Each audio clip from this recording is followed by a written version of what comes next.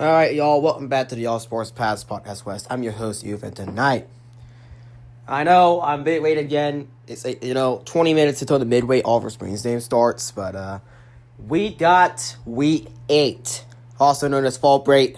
Not a lot of games to cover this week, but we got to cover last week's games as well. So this is going to be a pretty short video, but I'm still gonna have some games covered, and I'm actually gonna have an interesting game of the week. So let's get started.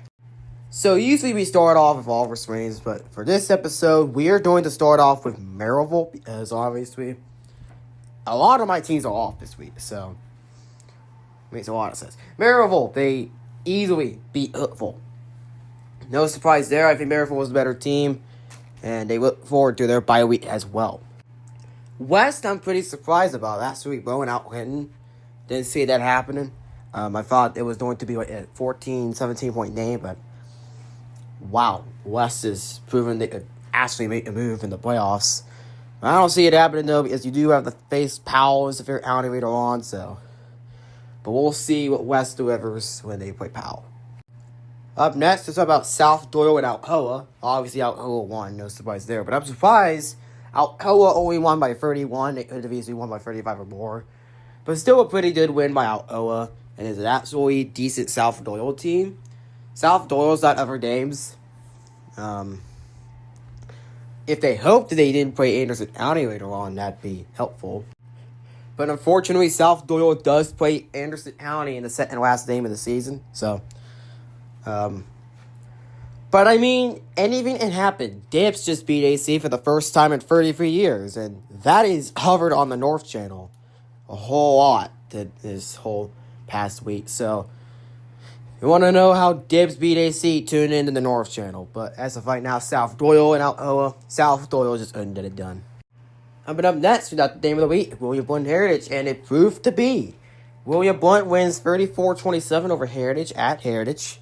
Very nice win by the Governors, stopping Heritage on fourth down in the final play of the game to give William Blount the victory. And I've seen this before from Bearden Maryville 2 years back, where Bearden stopped Maryville on a 2-point conversion in the exact same way. Except Heritage was a bit closer. I think they were 1 yard short. Huge win for William Blount. They win the Battle of the Bell. And they really did 5 AY so far. So we'll see what they have after fall break. Up next, we talk about Oak Ridge and Bearden. No surprise there. Oak Ridge won 34-7. But, however, there is a takeaway from this game. Oak Ridge only won by 27, which is a positive for Bearden heading into Cleveland, which, by the way, is still winless, and Bearden's got the bye week. So, potentially, Bearden has a chance to get their first win after fall break at Cleveland, which would be very major because that's an away win. And I don't know how they can't win at home, but Cleveland, still a chance for Bearden to beat. Oak Ridge, not a good look on them.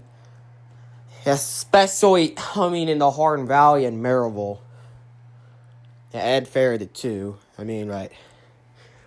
You're beating Hardin Valley and Farragut, but it probably proves Maryville might win the region.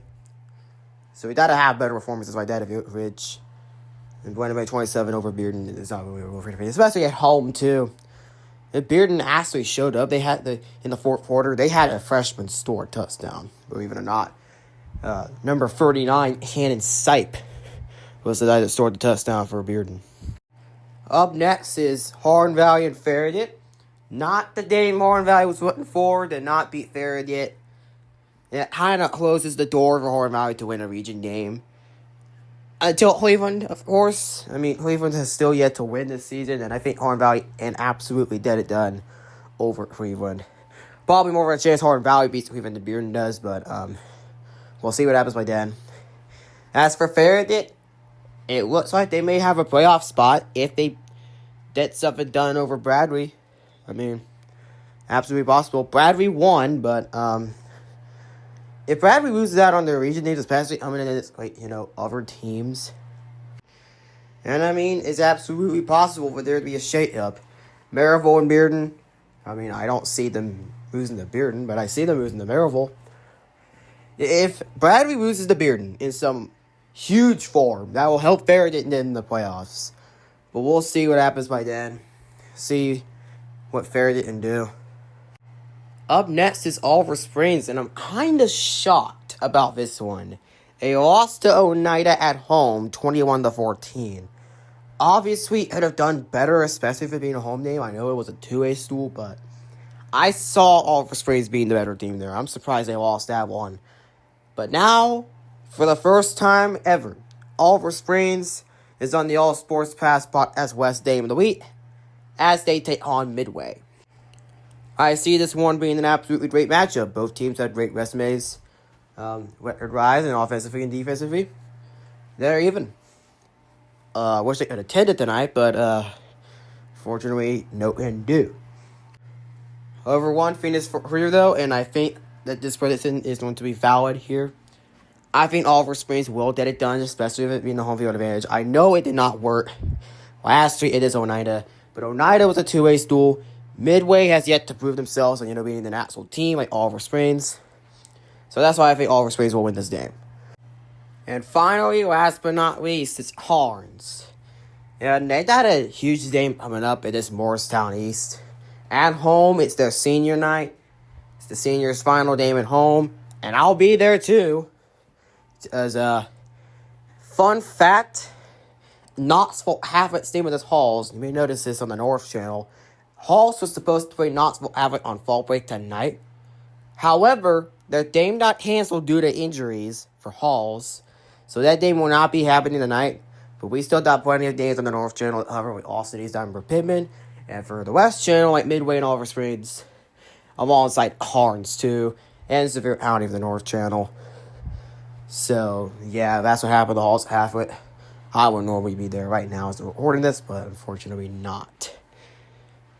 But what I think about Harns and Bowies, I think Harns is the better team. Bowies has yet to do an actual win this season. I mean, they beat South Green is what I know of.